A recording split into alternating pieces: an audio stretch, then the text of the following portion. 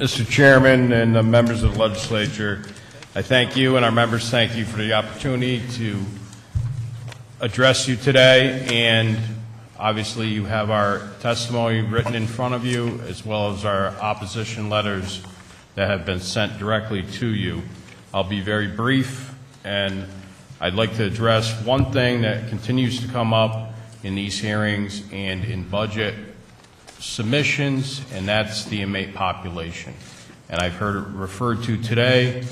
The peak of 1999 was 72,600 inmates in the population, and then to today where we have 54,600. I think it needs to be realized by those people who use these numbers to show, for whatever reasons, the plight of the Department of Corrections. They need to know what happened in 1999. And in 1999, we had every building in this state that was available to us stuffed to the gills with inmates. We had gymnasiums with 200 double-bunked inmates in them. We had inmates riding around in draft buses without beds.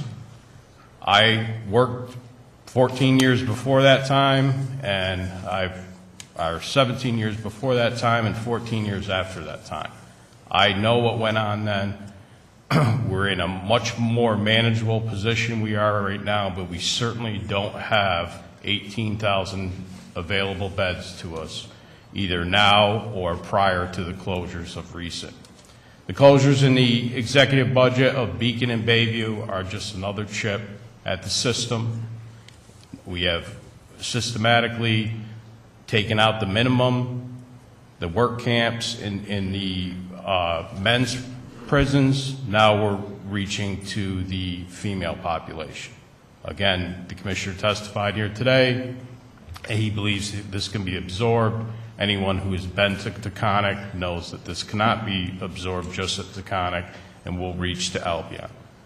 We have our concerns regarding this going backwards to warehousing inmates and not utilizing the available space we have correctly and using this for simple cost savings.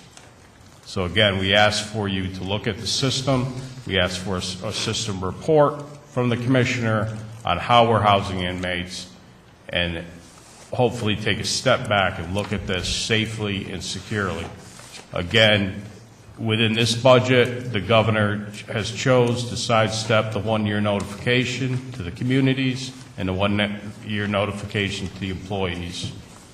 I recognize this is just disrespect to my members in a year that sees a $1.3 billion deficit, a manageable deficit, to not give my members who put their life on the line day in, day out, the respect that's provided within the law of the one-year notification. We'd be more than happy to help you with your contemplation of this budget and your negotiations of this budget, either now and in the future, and certainly I'm available to answer questions today or going forward. Thank you. Any questions? Mr. Chairman, just one. Senator Nozzolio. Thank you, Mr. Chairman. Don, always good to see you, and thank you for your advocacy on behalf of correctional officers of the state. They still walk the toughest beat, I believe, any law enforcement official. No firearm protection and no, they're out there, and I appreciate what you do each and every day, and the people you represent, the brave men and women who you represent. My question deals with the information. You said that you wanted additional information from the department regarding inmate population and deployment. We had enacted legislation a year or two ago to try to achieve that objective. What is there about that process that's inadequate in your mind? I believe, as we pointed out in the past, we need a good breakdown of how we're housing inmates and what facilities we're utilizing, what type of programs are available to the inmates, As you know, programs make some inmates much safer to deal with and much safer to manage.